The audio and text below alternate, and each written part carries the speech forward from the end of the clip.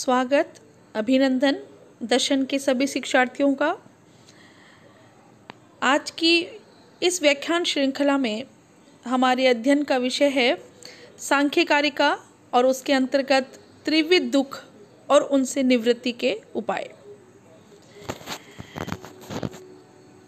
सांख्य का प्रथम सूत्र है अथ त्रिविध दुख खात्यंत निवृत्त्यंत पुरुषार्थ। अर्थात हम 3 प्रकार के दुखों आदि भौतिक, आदि दैविक, आध्यात्मिक से स्थायी और निर्मूल रूप से छुटकारा पाने के लिए सर्वोत्कृष्ट प्रयत्न का इस ग्रंथ में वर्णन कर रहे हैं। सांख्य का उद्देश्य तीनों प्रकार के दुखों से निवृत्ति करना है। सांख्य दर्शन के अनुसार हमारा सांसारिक जीवन सुख दुख से भरा होता है। जीवन में निसंदेह नाना प्रकार के आनंद भी हैं। बहुत से लोग उनका भोग भी करते हैं, परंतु दुख कष्टों की मात्रा और भी अधिक है। किसी भी जीव के लिए दुख क्लेशों से मुक्ति पाना संभव भी हो तो बुढ़ापा और मृत्यु के चुंगल से छुटकारा पाना असंभव है। इसलिए संसार दुखपूर्ण है। 3 प्रकार के दुखों का जिक्र सांख्य कारिका में किया गया है और ये जो दुख हैं वो इस प्रकार से वर्णित किए गए हैं: आध्यात्मिक दुख, आदि भौतिक दुख और आदि दैविक दुख। आध्यात्मिक दुख यानी कि शारीरिक और मानसिक कारणों से पैदा होने वाले कष्ट। इसमें सभी प्रकार के शारीरिक और मानसिक कष्ट शामिल होते हैं। रोग, क्रोध, संताप और भूख आदि आध्यात्मिक दुख के उदाहरण हैं। ये दुख व्यक्ति के अपने शरीर और मन से उत्पन्न होते हैं। अगला जो दुख है वो है आदि भौतिक दुख। इसमें बाहरी भौतिक पदार्थों से उत्पन्न होने वाले दुख आते हैं, जैसे किसी जानवरों से जो हमें दुख मिलता है, पशु पक्षियों से जो मनुष्य को दुख मिलता है, वो सारे दुख इसके अंतर्गत आते हैं। अगला जो दुख है वो है आदि भौतिक दुख। इसमें जो बाहरी अलौकिक कारणों से होने वाले जो दुख हैं, जो प्रकृति से जो हमें दुख मिलते हैं, वो सभी इसके अंतर्गत आते हैं, जैसे सर्दी, गर्मी, भूत प्रेत आदि नक्षत्रों से जो हमें दुख मिलते हैं, वो सभी दुख इसके अंतर्गत आते हैं। इस प्रकार से 3 प्रकार के दुख वर्णित किए गए हैं। इन 3 प्रकार के दुखों से संसार के सभी मनुष्य परेशान रहते हैं और सभी मनुष्य इनसे बचना चाहते हैं। सांख्य कारिका में कहा गया है कि इन दुखों से दूर करने की जिज्ञासा पुरुष में होती है, मनुष्य में होती है, और वह मुक्ति की मार्ग की ओर प्रशस्त होता है। सबकी ये इच्छा होती है कि सदा के लिए दुखों का अंत हो जाए, आत्यंतिक रूप से दुखों से छुटकारा मिल जाए, सर्वदा आनंद बना रहे। सभी दुखों से एक बार में छुटकारा पाना संभव है। जब तक ये शरीर है, ये नश्वर शरीर है, ये दुर्बल इंद्रियां हैं, तब तक सभी सुखों का दुख मिश्रित होना अवश्यंभावी है। इसलिए हमें चाहिए कि सुखवाद का आदर्श परित्याग कर उसमें कम आकर्षण परंतु अधिक युक्ति संगत ध्येय दुखों का निवृत्ति से संतोष करना चाहिए। सभी दुखों का सर्वदा के लिए निवारण, जिसमें दुख की कभी पुनरावृत्ति नहीं हो सके, मुक्ति, अपवर्ग या पुरुषार्थ कहलाती है। मोक्ष का मतलब तीनों प्रकार के दुखों का अभाव है। मोक्ष का अर्थ है कि दुखों का अभाव हो जाए।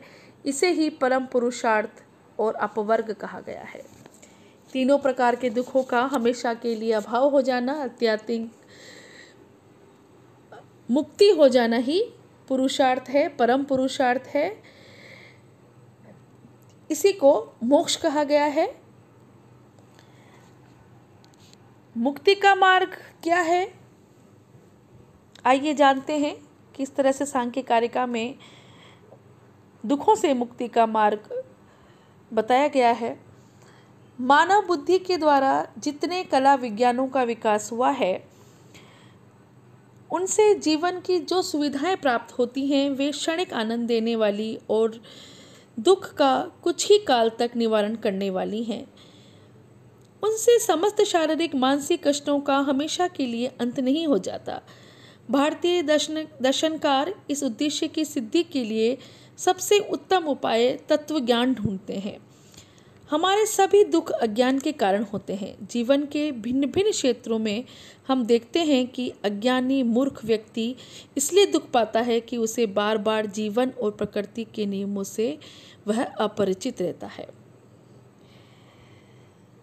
जितना ही अपने विषय में, अपना इस संसार के विषय में हमें ज्ञान होता है, उतना ही जीवन संग्राम और सुख भोग के लिए हम में अधिक योग्यता आती है। परंतु हम कभी भी पूर्णतः सुखी या कम से कम दुखों से हमेशा मुक्ति हम नहीं हो सकते। यथार्थ तत्व का ज्ञान जब हमें हो जाता है तभी हम दुखों से मुक्त हो सकते हैं। यानी कि जब हमें विवेक ज्ञान हो जाए, जब हमें यथार्थ ज्ञान हो जाए, तभी हम मुक्त हो सकते हैं। यही मुक्ति का मार्ग सांख्य दर्शन में, सांख्य कारिका में बताया गया है। पुरुष यानी कि आत्मा, सांख्य में पुरुष को ही आत्मा की संज्ञा दी गई है। सांख्य दर्शन के अनुसार दो प्रकार की वास्तविक सत्ताएं हैं। एक चेतन पुरुष है और उसके विषय भूत यानी जड़ पदार्थ प्रकृति है। यानी कि एक चेतन पुरुष है और दूसरा है प्रकृति। पुरुष शुद्ध चैतन्य स्वरूप है जो देश, काल और कारण से बंधन रहित है। वह निर्गुण और निष्क्रिय होता है, जो ज्ञाता मात्र है, बुद्धि, अहंकार, मन, इंद्रिय आदि से परे है। पुरुष और आत्मा इस मनोयुक्त शरीर से बिल्कुल पृथक है। सुख दुख उसमें व्याप्त नहीं होते, वह मन के अनुभव हैं। पुरुष यानी कि आत्मा के विषय नहीं है। सुख और दुख ये मन के विषय हैं। दुखी या सुखी होने वाला वास्तव में मन है, आत्मा नहीं है। इसी प्रकार पुण्य, धर्म, अधर्म आदि अहंकार के गुण हैं जो सभी कार्यों के प्रवर्तक या कर्ता हैं। यदि सत्कर्म या असत्कर्म की ओर प्रवृत्त होता है और कर्मानुसार सुख दुख का भोग करता है, आत्मा या पुरुष इस अहंकार से भिन्न है। इस प्रकार पुरुष सांसारिक विषयों से परम परे शुद्ध चैतन्य, ज्ञान, नित्य, अनिवासी और मुक्त है। आत्मा शारीरिक मानसिक क्रियाओं का केवल साक्षी मात्र है। वह दोनों से भिन्न है, वह नित्य है, अमर है। अगर पुरुष के इस वास्तविक स्वरूप का बोध हो जाए तो सुख और दुख का असर जो कि मन के विषय हैं वह आत्मा पर नहीं होगा। यही अज्ञान है, यही अविवेक है। इसी के कारण हम सुखी और दुखी होते हैं। सुख और दुख वस्तुतः मन और बुद्धि को होते हैं। आत्मा का स्वभाव ऐसा है कि वह इन सब से परे होता है, इन सब से मुक्त रहता है। किंतु अज्ञान के कारण वह बुद्धि या मन से अपना पार्थक्य नहीं समझता, वह उन्हें अपना ही अंग समझता है। यहाँ तक कि वह अपनी आत्मा को ही शरीर इंद्रिय, मन और बुद्धि समझने लगता है। इस तरह शारीरिक, सामाजिक आदि रूपों में प्रतीत होता है।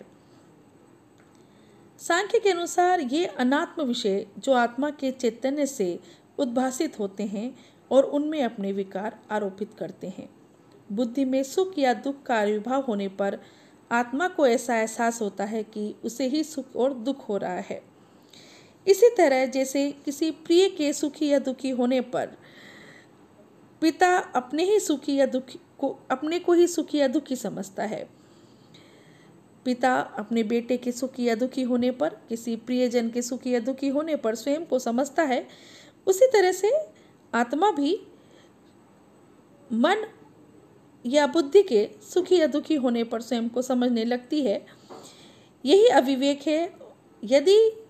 यही अविवेक सारे अनर्थों की जड़ है और इसी कारण हम सुख दुख भोगते हैं।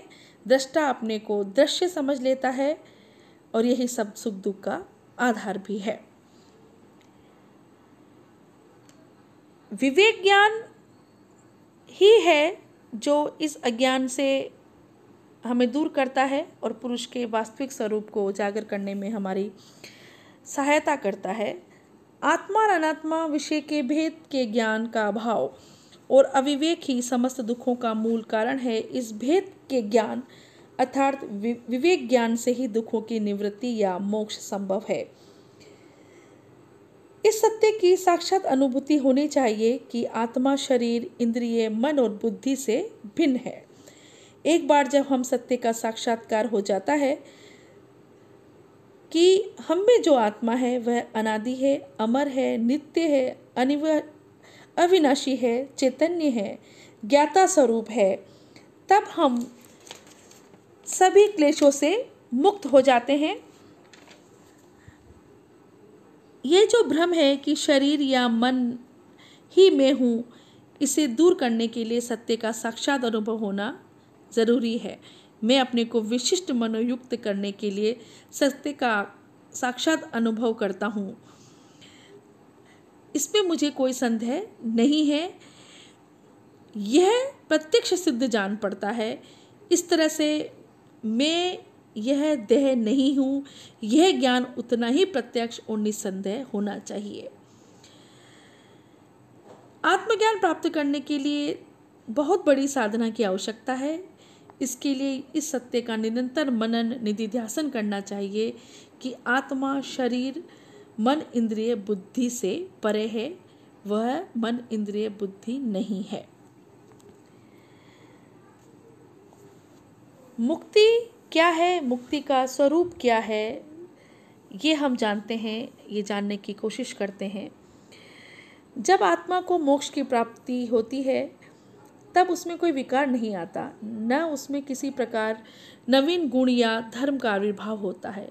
मोक्ष या कैवल्य का अर्थ किसी अवस्था से पूर्ण अवस्था तक पहुंचना नहीं है। इसी तरह अमरत्व कोई सामयिक घटना समझना एक भूल है। यह वह विशेष घटना होती है जो देश काल या कार्य कारण की श्रृंखला में बंधी होती है और आत्मा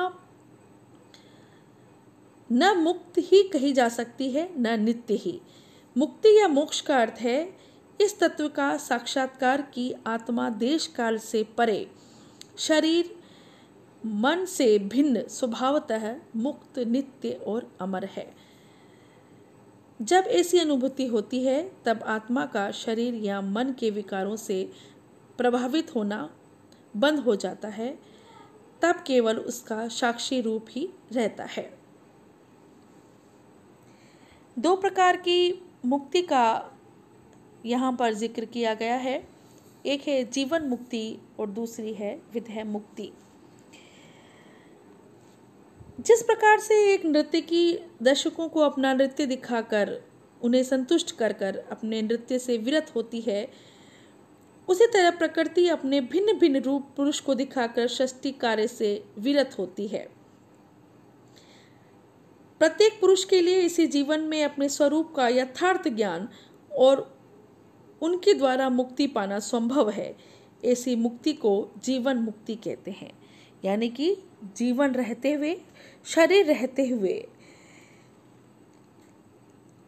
आत्मा के, पुरुष के अपने निज स्वरूप को जान लेना, उसके यथार्थ स्वरूप का साक्षात्कार कर लेना जीवन मुक्ति कहलाता है। और मृत्यु के उपरांत जो देह से भी मुक्ति होती है उसे हम विदेह मुक्ति कहते हैं। इस अवस्था में स्थूल और सूक्ष्म सभी प्रकार के शरीरों से संबंध छूट जाता है और पूर्ण कैवल्य की प्राप्ति हो जाती है।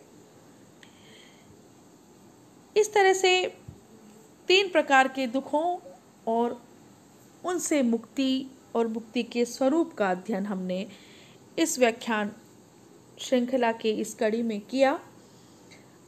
अगले व्याख्यान में हम सांख्य दर्शन और सांख्य कारिका के अंतर्गत प्रमाण विचारों पर अध्ययन करेंगे। शुक्रिया।